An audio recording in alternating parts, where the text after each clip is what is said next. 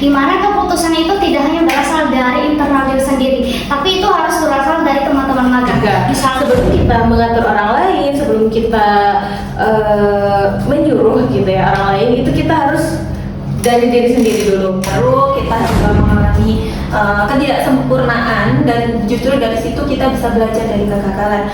Disiplin atau kreatif? Disiplin. Anda kamu tidak perlu takut untuk mencoba, kamu tidak perlu takut untuk menyuarakan apa yang ada di pikiranmu.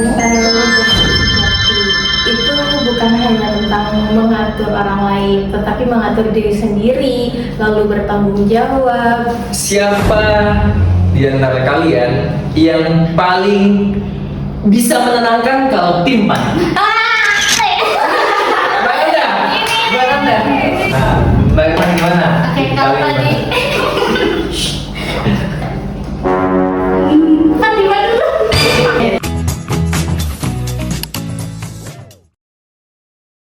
Assalamualaikum warahmatullahi wabarakatuh. Selamat datang di Protian Podcast. Halo, Growth Seeker semuanya. Gimana kabarnya kali ini? Nah, balik lagi sama aku Muhammad Hadar Ilman yang akan menjadi host podcast pada kesempatan kali ini. Nah, hari ini kita akan ngobrolin nih, tentunya dengan santai tapi penuh makna, dengan tema self leadership, seni mengatur diri sebelum memimpin orang lain. Nah, tentu aku nggak sendiri di sini teman-teman. Di sini udah ada teman-teman dari tim magang Protean. Nah, untuk itu boleh dong disapa-sapa nih Growth Seekers kita. Boleh sambil perkenalkan diri dan menyapa teman-teman semua ya. Mulai dari Mbak Fatima. Oke, halo, perkenalkan nama saya Fatima, saya dari Universitas Islam Negeri Cyber Syekh Nurjati Cirebon. Saya di sini di bidang Research and Training. Oke, selanjutnya. Oke, halo semuanya. Perkenalkan, nama saya Irman Naiya dari Universitas Negeri Surabaya, Prodi S1 Sosiologi, dan di sini di bidang jurnalistik. Oke. Dan yang terakhir siapa nih? Halo semuanya, perkenalkan aku Nanda dari Universitas Islam Negeri Kiai Ageng Muhammad Besari Ponorogo dari Prodi S1 Pendidikan Agama Islam. Aku di sini sebagai pengajar atau mentor. Wow, keren-keren tentunya ya. Dan masih banyak lagi beliau-beliau ini mewakili teman-teman magang yang lain.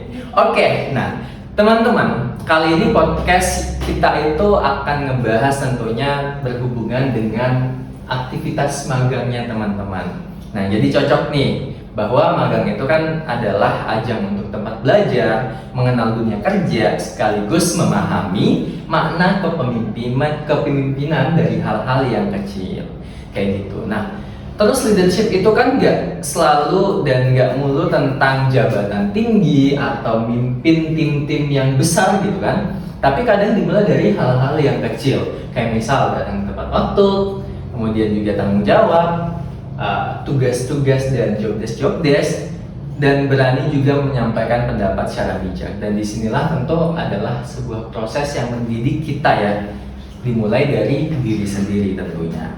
Nah, Growth Seekers, kali ini aku bakal nanya-nanya nih seputar aktivitas teman-teman yang berkaitan dengan leadership tentunya. Nah, aku mulai dari Mbak Fatima dulu deh kayaknya ya. Nah, Mbak Fatima, kalau dengar kata leadership ya, hal yang pertama langsung kepikiran itu apa? Dan apakah Mbak Fatima tuh pernah ngerasa belajar jadi pemimpin selama masa magang ini? Oke, leadership itu kan pasti kita langsung mikirnya itu sebuah pemimpin. Ya. Kita memimpin seseorang. Leadership itu sebenarnya tidak hanya memimpin seseorang saja, tapi memimpin diri kita sendiri juga. Sebelum kita mengatur orang lain, sebelum kita menyuruh gitu ya orang lain, itu kita harus dari diri sendiri dulu. Lalu untuk selama magang ini, apakah saya pernah jadi pemimpin atau belum?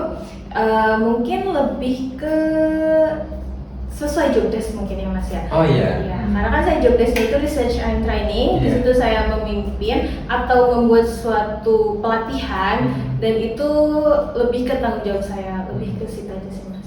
Artinya jadi pemimpin diri sendiri ya.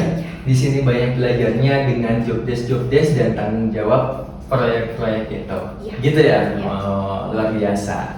Nah, terus di magang ini kan, teman-teman tentu kita sering dapat tanggung jawab seperti tadi job desk itu. Dan ini dirasa hal kecil tapi penting kan sebenarnya. Nah, ada nggak pengalaman mungkin Mbak Irman ya, yang secara nggak sadar, oh ternyata leadership itu bukan cuma soal ngatur orang lain kayak yang dikatakan oleh Mbak Fatimah. Oke, kalau dari saya, hal kecil yang mungkin saya rasakan di tempat magang saat ini adalah berani mengambil keputusan. Di mana keputusan itu tidak hanya berasal dari internal diri sendiri, tapi itu harus berasal dari teman-teman magang. Misalnya ada proker yang harus dikerjakan. Ketika saya membutuhkan bantuan dari orang lain, maka keputusan itu harus secara bersama-sama. Artinya saya merasakan bahwa saya sebagai mahasiswa magang di sini itu tidak hanya menempatkan diri sebagai sosok yang memiliki kemampuan lebih atau keunggulan lebih dari yang lainnya, tapi bahwa kepemimpinan itu adalah keputusan yang bisa dibarengi oleh orang-orang di sekeliling kita. Begitu. Oh gitu ya, jadi pengambilan keputusan yang tentu juga memikirkan pendapat-pendapat orang lain. Betul. Seperti itu ya. Nah, kalau Mbak sendiri nih ya, kepemimpinan itu kan justru tumbuh dari kesalahan ya kadang-kadang ya. Nah, kayak tadi kan udah ngomong nih bahwa tanggung jawab, hal-hal penting dari job desk, tapi pasti ada masa gagal-gagalnya juga kan. Nah, itu pernah nggak sih ngalamin momen gagal, tapi justru dari situ kita belajar jadi pemimpin sesungguhnya? Baik, kalau dari saya sendiri tentu ketika kita mencoba hal baru, kita juga mengalami ketidaksempurnaan dan justru dari situ kita bisa belajar dari kegagalan. Seperti halnya saya sebagai di sini memegang bimbingan belajar, di situ ada mengalami kendala turun naiknya siswa yang ikut belajar di sini. Nah, justru dari situ membuat saya belajar bahwa bagaimana caranya saya itu tetap berpikir tenang, tetap tenang dalam menghadapi masalah itu, menghadapi kendala itu, dan kita cari solusinya bareng-bareng. Jadi kita evaluasi bersama dengan teman-teman apa kesalahan mungkin selama mengajar, dan itu justru jadi apa ya, pembelajaran berharga bagi saya gitu. Seperti itu, Kak. Oke, kalau yang lain ada nggak momen gagalnya lagi? Tapi dari situ bisa belajar. Oke. Ya, Mbak Irman. Kalau saya, ya kalau kata orang-orang bijaksana bilang bahwa kita belajar dari kesalahan, dan kesalahan itu bukan titik di mana kita harus berhenti. Ya pastinya dalam menjadi seorang pemimpin, bahkan mengatur diri sendiri, itu kita memiliki berbagai dan banyak kegagalan. Dari situ mungkin dalam kehidupan sehari-hari ya, atau bisa bekerja sama dengan tim yang lainnya, pastinya ada titik di mana saya menyerah atau saya merasa gagal. Tapi di balik itu saya tahu bahwa belajar itu harus dengan konsisten, harus berkelanjutan. Sehingga ketika jatuh satu kali, maka harus bangkit 1000 kali. Begitu. Oh, luar biasa, jatuh satu kali. Nah, ada nggak momen yang kayak kita lihat nih, teman kita ngerasa nyerah, terus hal apa yang biasa mungkin Mbak Fatimah atau Mbak yang lain itu lakukan untuk menyemangati teman-teman? Mbak Fatimah mungkin? Untuk menyemangati ya. Iya. Sebenarnya kalau misalkan kita melihat teman kita sedang merasa kesusahan atau kayak nyerah gitu, kita nggak mungkin tiba-tiba kayak ayo semangat gitu Iya, kan, iya. nggak mungkin tiba-tiba gitu kan gitu. Kita juga harus tahu nih apa namanya, kapan kita bisa memberi semangat gitu, nggak langsung tiba-tiba. Sebenarnya lebih ke, kalau dari saya sendiri itu menunggu dia dulu di saat dia tenang, di saat dia bisa dikasih penyemangat atau dikasih saran mungkin seperti itu. Jadi intinya kayak kita menunggu waktu dulu baru kita menyemangati. Oh gitu. Lihat situasi dan momentumnya ya. Kapan bisa kita masuk, karena jangan sampai malah memperkeruh suasana. Gitu ya? Yes. Oh, oke. Boleh dong kita beri applause. Dan supaya lebih semangat ya, jadi di segmen satu ini kita akan ada games ya, boleh? Boleh. Oke, siap ya. Jadi gini, gamesnya itu namanya rapid choice game, yaitu jadi saya akan memberikan 2 pilihan cepat kepada teman-teman dan teman-teman harus menjawab secara bersamaan, cepat dan lugas tanpa mikir yang lama. Gitu ya? Paham ya? Paham. Oke, baik. Siap-siap. Lebih penting mana? Disiplin atau kreatif? Disiplin. Kreatif. Disiplin, kreatif. Oke, menarik nih. 2 disiplin, 1 kreatif. Nah, aku pengen nanya dulu nih dari sisi yang kreatif. Kenapa nggak disiplin gitu? Oke, kalau menurut saya bahwa seseorang itu memiliki kemampuan yang itu bisa ditunjukkan dalam berbagai hal. Dan bagi saya kreatif itu adalah hal yang bisa memberikan warna bagi orang lain. Dan hal juga yang bisa memberikan warna bahwa diri kita itu memiliki keunggulan yang lebih itu. Disiplin itu bisa dibarengin dengan kreatif, tapi bagi saya kreatif adalah tetap yang utama. Oh, kreatif tetap yang utama. Oke, nah yang berdua nih, disiplin. Kenapa disiplin? Baik, kenapa disiplin? Karena bagi saya disiplin itu adalah fondasi dari segala hal yang kita inginkan. Ketika kita punya tujuan, kita punya keinginan, otomatis yang harus pertama kita lakukan adalah kedisiplinan diri sendiri. Kedisiplinan, konsistensi diri, baru itu kita bisa mengembangkan apa yang ada di diri kita. Mulai dari kreatif, itu bisa jadi hal-hal yang kita inginkan begitu. Jadi disiplin adalah fondasi awal. Disiplin adalah fondasi awal. Setelahnya baru kreatif dan seterusnya. Disiplin, kenapa disiplin? Karena menurut saya disiplin itu bukan lebih penting, gitu ya. Bisa sejajar dengan kreatif, tapi sebelum kita tahu nih kreatif kita itu di mana, kita harus disiplin dulu. Ya, mungkin jawabannya hampir sama seperti Mbak Nanda, yaitu disiplin adalah fondasi gitu. Jadi sebelum kita tahu nih kreativitas kita itu di mana, dalam hal apa, itu pasti kita membutuhkan kedisiplinan dulu. Seperti itu. Oke, baik, seru nih. Disiplin dan kreatif intinya sama-sama penting, tetapi tentu perspektifnya aja yang berbeda gitu. Nah, pertanyaan kedua, siap-siap. Belajar leadership lebih penting dari pengalaman atau dari mentor? Pengalaman. Pengalaman. Semua menjawab pengalaman. Kenapa pengalaman? Boleh dari Mbak Fatima dulu. Karena kita bisa belajar dari mentor ya. Kita kayak melihat mentor kita itu seperti apa memimpin kelompoknya gitu. Tetapi kalau kita hanya melihat tanpa kita tahu kesalahan apa saja yang bukan kesalahan yang dia buat ya, tetapi di saat dia menjadi pemimpin itu kesalahan apa sih yang membuat dia kayak saya harus berubah, saya harus lebih bijaksana mungkin, lebih inisiatif mungkin gitu. Kenapa saya lebih memilih pengalaman seperti itu? Karena kita yang tahu kesalahan apa yang kita buat. Baik, kalau dari saya kenapa pengalaman? Jadi ketika meskipun kita ada mentor, kita ada yang mengarahkan tentang kedisiplinan dan leadership itu, tapi tidak memungkinkan ketika kita hanya tahu teorinya saja tanpa kita mempraktekkan, kita tahu trial errornya di lapangan seperti apa, kita bagaimana cara memecahkan masalahnya bagaimana, itu jika kita tidak merasakannya sendiri tentu akan sulit begitu. Kita tahu salahnya di mana, kita harus bagaimana, dan itu kita dapatkan ketika ada di lapangan.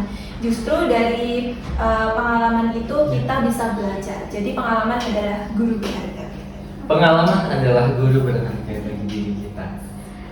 Oke, kalau dari saya satu kata untuk pengalaman adalah tentang mengevaluasi. Ketika kita belajar dari pengalaman itu ada yang baik dan ada yang buruknya. Tentu yang ketika kita memasuki hal baru atau masa yang baru, pastinya evaluasi yang baik dan buruknya itu kita akan merubahnya ke depan di masa yang baru lagi. Sehingga bagi saya pengalaman untuk menjadi seorang pemimpin adalah sebuah kata yang bisa mencerminkan bagaimana evaluasi yang terjadi di masa lampau. Evaluasi bagi diri sendiri dari pengalaman-pengalaman itu, ya. bahwa pengalaman yang baik untuk kita ditingkatkan, pengalaman yang buruk menjadikan kita untuk terus bisa menjadi lebih baik. Iya. Seperti itu ya. Betul. Wah. Oke, mungkin pertanyaan terakhir. Ya. Lebih bentar. Aku nyari dulu nih yang mana yang cocok ini. Oke. Ngopi sambil mikir atau langsung action? 1, 2, 3. Kopi sambil mikir. Kopi sambil mikir. Ngopi sambil mikir, action. Action kenapa? Karena ngopi sambil mikir itu akan mempertimbangkan banyak hal, akan mempertimbangkan plus minusnya dan banyak hal yang itu mempengaruhi itu tidak akan berlanjut, sehingga dengan langsung action itu akan memberikan jawaban apakah itu benar atau salah. Jadi langsung tahu nih ya, nggak usah kebanyakan mikir, nggak usah kebanyakan ngopi, langsung action gitu ya. Kalau salah diperbaiki, kalau benar dilanjutkan. Ya, tapi tergantung kondisi atau suasananya ya. Oh, tergantung lagi. Oke, mana nih? Ya, boleh. Kalau bagi saya itu sebenarnya ya tergantung kondisi dan situasi kita seperti apa tuh, mau langsung action atau kita harus mikir dulu. Itu kan untuk memberikan keputusan membuat suatu keputusan yang besar, mungkin kita harus mikir dulu, mempertimbangkan dulu mana yang baik, mana yang kurang, atau kita ambil tengah-tengahnya itu bagaimana. Jadi menurut saya ngopi sambil mikir itu juga nggak ada salahnya. Kalau langsung action juga nggak salah karena ya itu tadi lihat situasi dan kondisi dulu. Gitu Pak. Jadi lihat situasi dan kondisi dulu bahwa keputusan yang akan kita ambil ini cukup beresiko, tinggi, sedang, atau tidak. Fatimah mungkin. Sebenarnya ngopi sambil mikir atau action itu sama-sama penting ya, sama-sama bisa dilakukan dengan situasi dan kondisi yang tertentu gitu. Kalau untuk saya sendiri mungkin lebih ke kita memikirkan dulu resikonya dan yang lainnya gitu. Mungkin action juga bisa, tapi kalau misalkan kita melakukan langsung action nih gitu, terus kita melakukan kesalahan, itu kadang membuat kita tuh kayak, aduh gimana ya kita melakukan kesalahan nih gitu, bisa dijadikan pelajaran, tapi kan tidak bisa mengulang 2 kali seperti itu. Artinya kesempatan dan peluang itu tidak kemungkinan tidak datang 2 kali gitu ya. Jadi kita harus mempertimbangkannya secara matang gitu untuk baru dieksekusi, baru ditindaklanjuti. Gitu ya. Wah, luar biasa. Boleh dong tepuk tangannya teman-teman. Ya, kita lanjut ya. Mungkin di segmen 2 ini ya, kita akan lebih banyak lagi menggali tentang aspek-aspek dari leadership itu. Nah, saya mau tanya dari yang ujung dulu nih Mbak. Nanda tentunya. Kalau menurut Mbak Nanda ya, cara sederhana untuk melatih diri jadi lebih bertanggung jawab. Nah kan salah satu aspek leadership juga kan bertanggung jawab. Nah cara untuk melatih sederhananya gimana? Tanggung jawab itu. Kalau dari saya, bagaimana untuk melatih tanggung jawab itu yang paling pertama adalah dari kesadaran diri sendiri dulu. Kesadaran dari diri sendiri bahwasanya, oh saya ini punya tanggung jawab ini loh. Jadi seharusnya bagaimana saya bisa menyelesaikannya begitu. Jadi yang paling dasar adalah kesadaran diri dulu. Gitu. Kalau untuk bagaimana cara melatih semacam hal kecil itu bisa kita lakukan dengan kebiasaan kita sehari-hari. Hal-hal kecil mulai dari bangun pagi, mulai dari tugas-tugas yang diberikan baik dari kampus, tugas magang itu kita selesaikan dengan baik. Dan itu salah satu cara untuk melatih tanggung jawab dari hal-hal sederhana. Oke.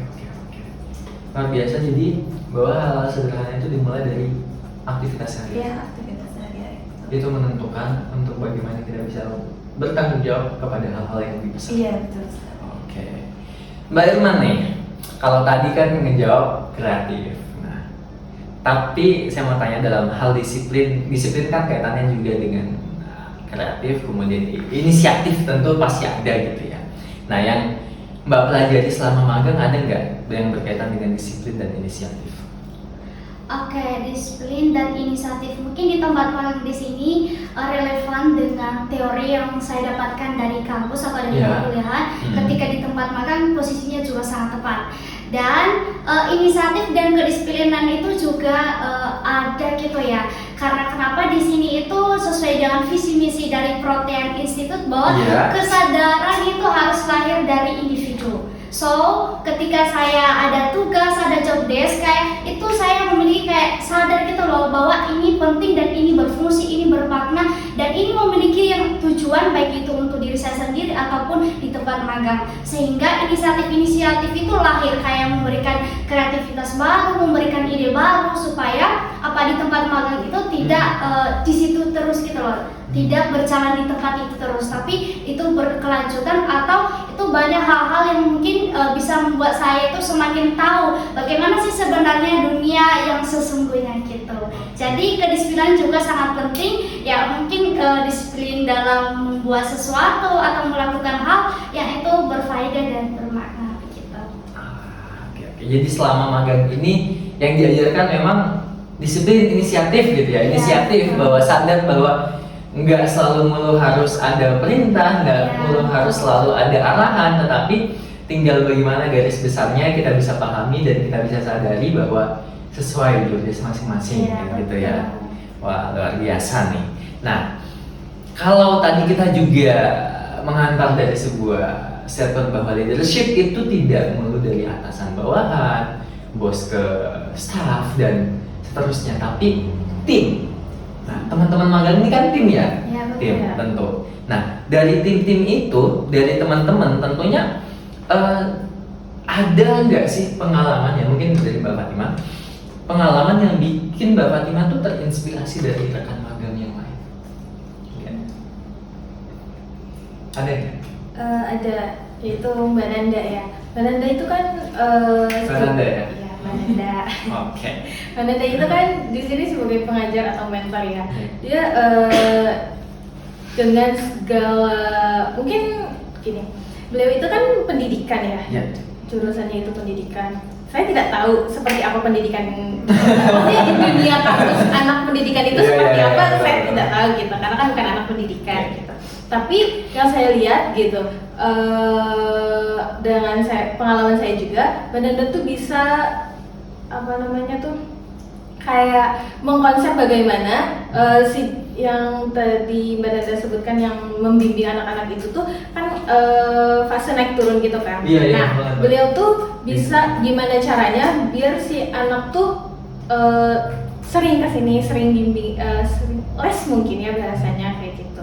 Jadi terinspirasinya tuh kayak dia bahasanya kayak mutar otak gimana caranya biar apa namanya si anak tuh mau untuk belajar di sini seperti itu.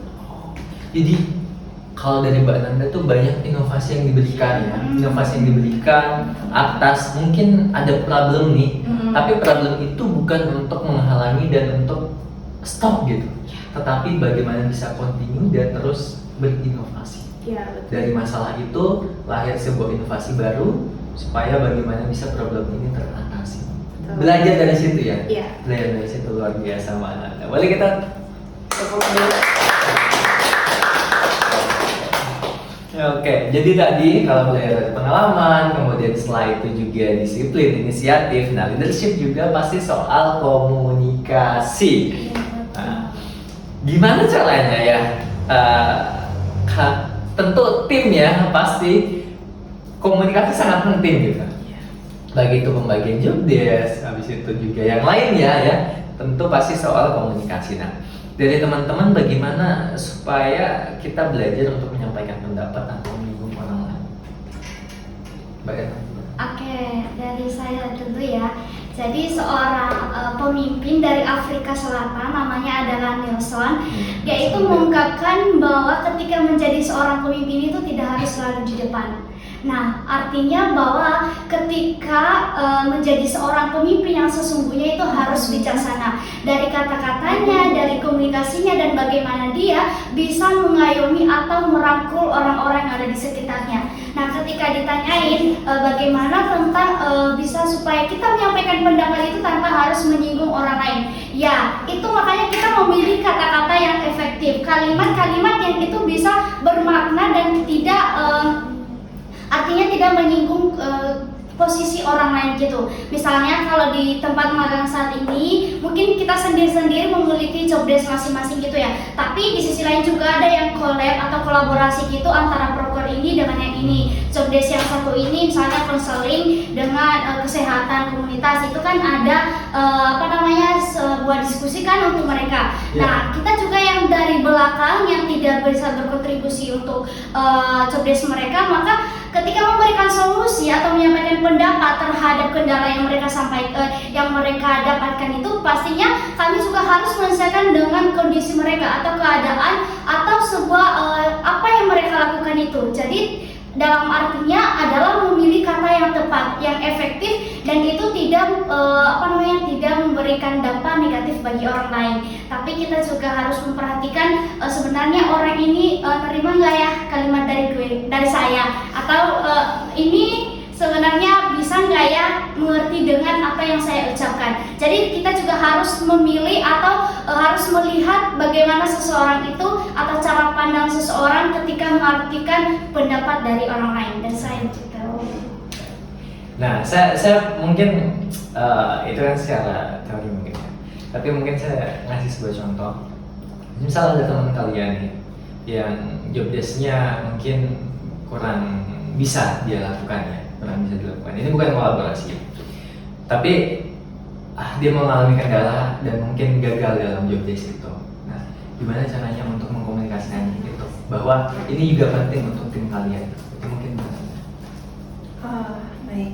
Kalau dari saya itu untuk jobdesk yang bukan secara tim ya Kak, jadi secara mandiri. Iya, tapi itu juga ngaruh kan untuk tim. Oh ya, baik. Kalau dari saya tentu kita komunikasikan dulu, diajak ngobrol dulu orangnya. Mungkin dia ada kendala yang selama ini nggak bisa dia utarakan dan cuma bisa dia simpan sendiri aja, kan kita nggak tahu ya dia punya masalah apa di pekerjaannya itu, apakah ada masalah dari dirinya sendiri ataukah mungkin ada kesulitan dari segi jobdesk-nya itu bagaimana. Nah, kita ajak komunikasi dulu, mungkin kesulitannya apa. Kalau memang butuh bantuan, ya sudah kita bantu. Kalau memang kita nggak bisa, kita komunikasikan dengan teman-teman yang lain.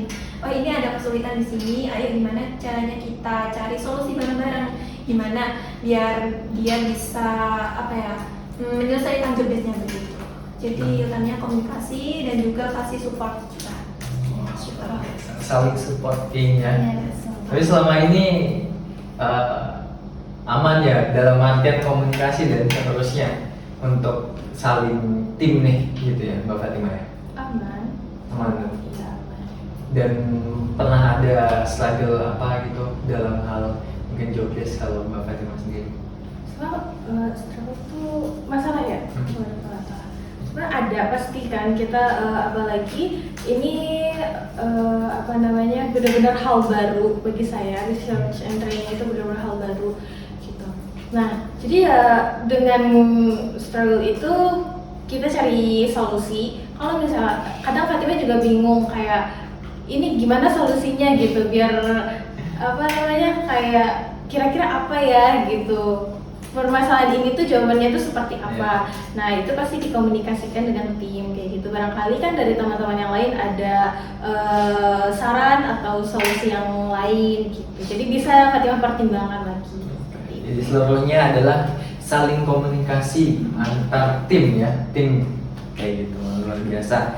Artinya kalau aku melihat sendiri ya dari kacamata tim DKP nih bahwa tim kalian nih kompak banget sih, kompak dalam artian I know bahwa setiap individu pasti punya kekurangan masing-masing, tapi setiap individu juga mempunyai kelebihan masing-masing dan saya melihat kekurangan itu yang bisa kalian saling tutup. Boleh kita beri applause sekali lagi buat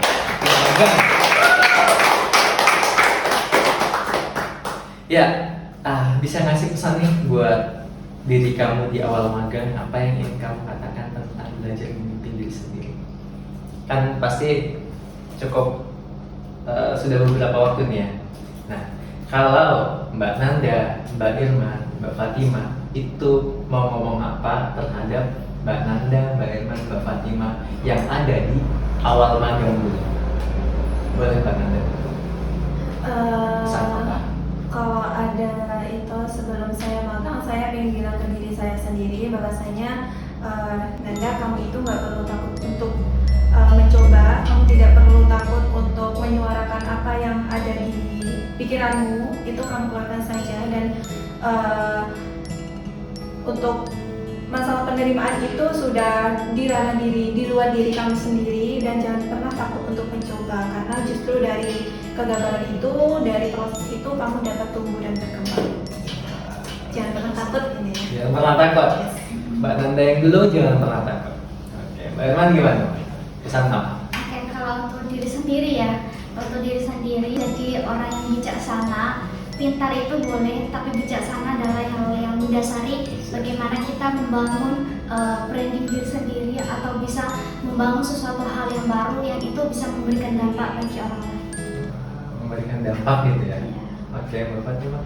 Kalau Fatimah sendiri, untuk pesan di awal magang itu ya, ini adalah hal baru. Jangan takut untuk memulai, belajar dan belajar, karena hidup terus belajar. Hidup terus belajar teman-teman gitu ya. Jangan mau untuk tidak belajar gitu. Luar biasa. Dan sampailah kita kepada games yang kedua. Boleh kita tepuk tangan. Oke. Aku udah nyiapin nih. Nah, buat teman-teman semuanya boleh diambil satu-satu. Boleh geser. Ya. Oke, kita bakal main apa nih ya? Jadi aku jelasin dulu teman-teman. Jadi gamesnya namanya itu Challenge of the Day. Siapa di antara kita yang paling titik-titik ya? Ini seru nih. Jadi teman-teman harus saling nunjuk, mau nunjuk diri sendiri, teman sebelah, atau kayak gitu lah pokoknya. Ngerti ya? Paham ya? Paham ya? Siapa di antara kita yang paling, tapi harus cepat kayak tadi, harus cepat. Oke? Siap? Siap. Siapa di antara kalian yang paling rajin? Kenapa nih? Ya, boleh. Aku nggak mau nanya Mbak Irman ya. Kalau yang paling rajin ya. Aku mau nanya Mbak Fatimah. Kok bisa Mbak Irman yang paling rajin? Apa yang emang dilakukan setiap hari? Dia tuh setiap hari magang gitu ya, dia pasti selalu ada job desk gitu. Kenapa dia yang paling rajin? Karena dia tahu bertanggung jawab sebelum ya targetnya seperti itu ya. Jadi sebelum targetnya selesai, sebelum targetnya sebentar lagi gitu, entah mungkin 2 atau 3 hari. Jadi dia udah melaksanakan atau mengerjakan proyeknya itu sebelumnya. Jadi emang dia rajin dan dia produktif lah ya. Gitu. Mbak Nanda kenapa Mbak? Aku dari itu kan dia itu biasanya setiap pagi itu yang paling awal datang ke kantor. Wah. Rajin sekali ya. Tapi abis ini jangan besok-besok nawan. Nanti dibilang rajin banget gitu ya. Oke, yang kedua. Siap-siap. Siapa di antara kalian yang paling bisa menenangkan kalau tim panik? Mbak Nanda. Oke, kenapa Mbak Irman? Oke, yang paling menenangkan ya. Iya, paling menenangkan. Jadi Masya Allah. Iya. Jadi kalau Nanda itu orangnya lebih simpel atau kayak tenang gitu loh. Mengambil segala keputusan itu dalam suasana tenang, reda dulu. Kalau misalnya badai gitu ya udah tunggu badainya dulu reda, baru kamu jalan gitu. Jadi dia itu bisa mampu mengkoordinasi, berkomunikasi dan kayak mengayomi gitu sih. Mengayomi ya gitu. Luar biasa. Ternyata ya. Bapak gimana nih? Kalau perspektifnya Mbak Fatimah? Kalau menurut Fatimah tuh Mbak Nanda emang tenang orangnya. Jadi dia dengan isi kepala mungkin yang pikirannya yang mumet segala macam, tapi dia bisa tenang, bisa ngayomi kita dengan tenang gitu. Walaupun kan terkadang setiap orang itu kalau di saat pikirannya mumet kayak gitu kan kayak bawanya pengen marah, kesel kayak gitu. Tapi kalau Mbak Nanda tuh benar-benar tenang itu. Gitu. Oke. Selanjutnya. Siapa di antara kalian yang paling teliti? Mbak Kenapa? Emang dia teliti banget ya orangnya? Iya, jadi kalau Nanda itu dia orang yang teliti dan kayak konsisten. Ya, jadi dia itu melakukan sesuatu itu harus tahu dulu ini apakah buruk atau tidak. Dia itu harus memilih dan memilah gitu Kak. Jadi menurut saya dia teliti. Ya. Oke. Bapak Fatima? Dia teliti karena mungkin karena terbiasa di kampusnya itu, jadi dia belajar untuk lebih teliti. Karena kan namanya pendidikan itu pasti bakal ke sekolah-sekolah yang notabene itu anak-anaknya sekian banyaknya gitu. Kalau misalkan kita nggak teliti satu-satu gitu, kita pasti kayak susah gitu. Susah sih. Iya.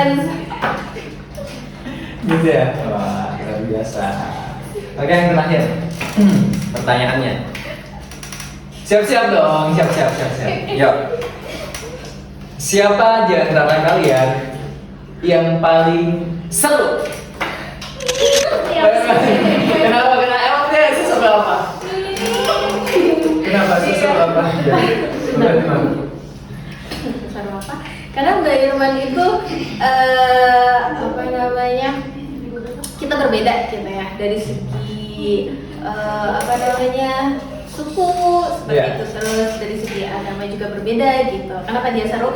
Dia tahu nih dalam agama Islam itu nggak boleh seperti apa, jadi dia menghargai. Terus emang orangnya tuh seru untuk diajak bercanda, Yeah. seru untuk diajak ngobrol seperti itu. Oh, gitu. Mbak Nanda gimana nih, Mbak? Seseru apa dia? Kalau dari aku sendiri, Irman tuh orangnya kayak pembawa suasana ceria gitu loh Kak. Jadi kayak ada aja meskipun kadang asbun juga ya. Dia itu yang lucu itu asbunannya gitu. Asbunnya, iya. Jadi bikin semuanya ketawa. Jadi kan ceria gitu loh. Ya sih, emang kalian kayaknya tiada hari tanpa ketawa gitu. Apa lihatnya kayak datang ketawa lagi gitu ya. Wah, luar biasa. Boleh kita lanjut. Oke, terima kasih banyak nih sudah nemenin kita pertanyaan-pertanyaan yang tentu juga semoga bermanfaat bagi pendengar dan penonton kita. Dan yang terakhir, sebelum kita tutup ya, aku mau minta masing-masing dari teman-teman itu ngasih satu kalimat refleksi singkat. Kalau dari kalian sendiri, apa arti jadi pemimpin sejati berdasarkan pengalaman magang di program? Boleh Mbak Fatima? Leadership sejati itu bukan hanya tentang mengatur orang lain, tetapi mengatur diri sendiri, lalu bertanggung jawab.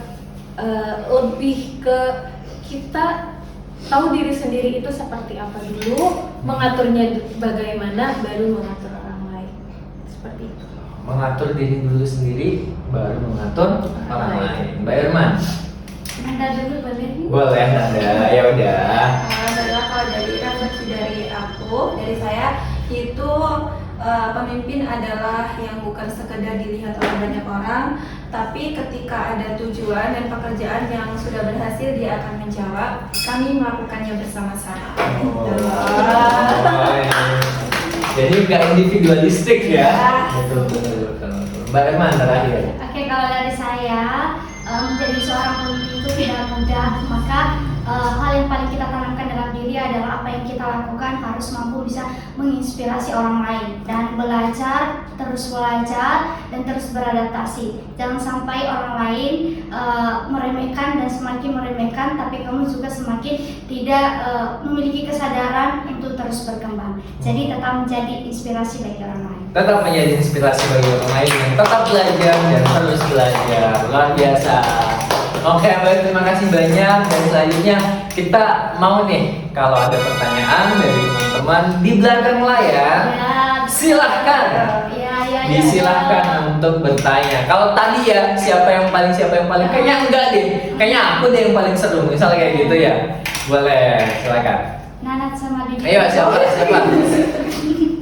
Ini ngobrol tentang kepemimpinannya, Bamba. Nah, menurut kalian kan ada tuh tipe pemimpin yang kerjanya memang kelihatan dari depan, ada juga tipe pemimpin yang memang di belakang, kayak gitu kan, kayak cuma ngelihat hasilnya saja. Menurut kalian atau tipenya kalian itu seperti apa sih pemimpin yang lebih efektif itu apakah yang memang kerjanya kelihatan di depan atau memang di balik-balik. Terima kasih. Oke. Jadi pemimpin di depan atau pemimpin balik layar nih, tipe-tipe kalian gitu. Kalau saya mengatakan bahwa bukan efektif ya, tapi tergantung dari pribadinya mereka. Dia lebih cocok itu tipenya di belakang layar atau di depan layar kayak gitu. Mungkin dari Mbak Nanda dulu, tipenya Mbak Nanda kayak gimana? Baik, kalau dari saya itu pertama otomatis dari kondisi dulu ya Kak. Dari kondisi dulu. Selain itu juga kalau saya sendiri itu tipe yang lebih baik ada di belakang layar sebenarnya gitu.